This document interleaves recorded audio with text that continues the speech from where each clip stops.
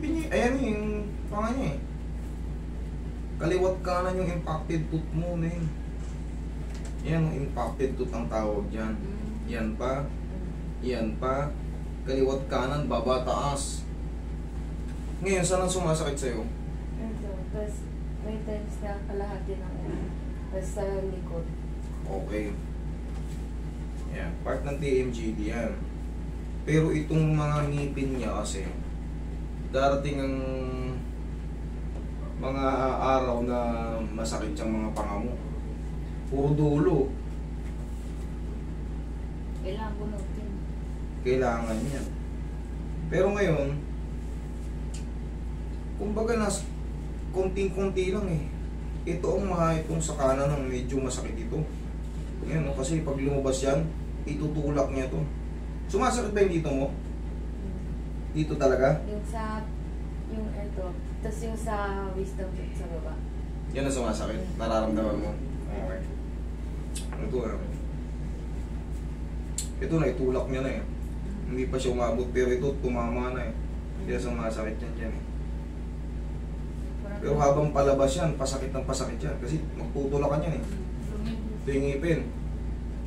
Tumutubo siyang pag ano. Maligiinan niya to. Okay. Kunti lang eh. Ano, gano'n ba? Kailan mo naramdaman yan? Matagal na to. Grade 11. Paano, anong pakiramdam mo yan? Gano'n ka? Sara? Masasaktan ka? Paano Parang siya? nangangalay lang hindi. Okay. Yan. Palitan natin posisyon. Pag may mga ganyan, kasi kung hindi ka pa nakakakain tapos nalay ka na, eh paano na lang pag kumain ka pa ng Turks? Paano mo na lang pag kumain ka ng mga, yung mga chewy-chewy na ano? Hindi mo kaya? Masakit? Ngayon po ako. Puso ko ito. Hindi ka nakakapag-bubble gum, masakit. Ito kasi yung pakiramdam niya. Puro impacted tooth kasi si ma'am. Up and down, left and right.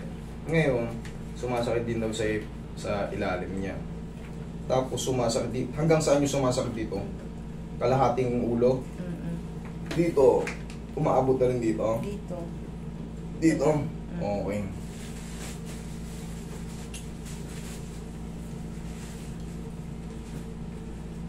Sige nga. Sara. Sige nga. Tandaan, Sara. Yung, thank you. Okay, isang straight na nga. Nga lang. Dahan-dahan, Sara. Yan, perfect na yan.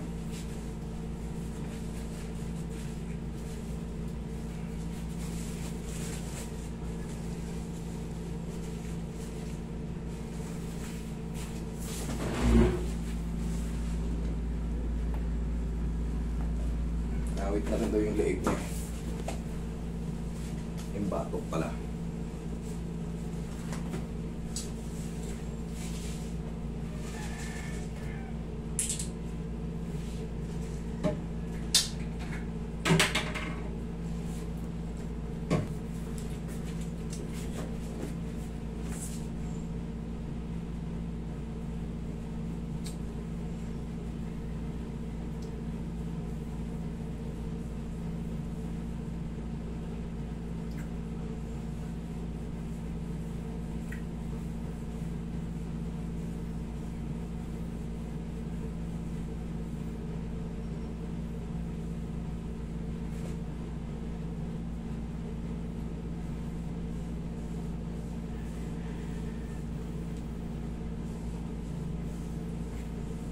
Isa lang ang gagawin mo ngayon. Ang technique dyan, medyo kasi may po, di ba kung makikita, asa na yung x-ray? Pakikita ko sa kanila yung x-ray. Pa-explain ko rin sa iyo yung x-ray mo. Ito, hindi pa naman sobrang lala. Hindi pa to sobrang lala. Pero umangat na. Pansinin mo to. Medyo malapit.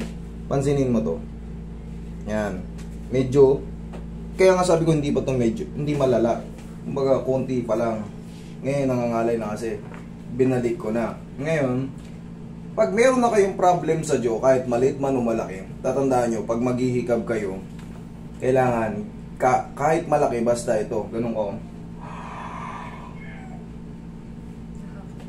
Ganun. Hindi naka-close. Basta, ito palagi itong medyo malalim. Huwag kayong hikab ng parang careless. Parang papasok siya. Oo, basta ipasok nyo to. Yun ang tatandaan nyo. Hindi kayo maglalak, hindi yan ano, kasi ibabaon nyo muna yung condyle nyo rito. Meron niyang sakit yan dyan. Tapos, hindi na yan siya lalabas. O, ngayon ka, tignan mo na nangawit ka pa. Sarap ako. Okay na? Okay na? Okay. Yung ano mo, inano ko na rin. Huwag mo lang babasahin yun. Kung maliligo ka, mamayang gabi, tandaan mo palagi pag maghihikab tayo, kahit napakalaki basta, ito lang. Okay? Sige.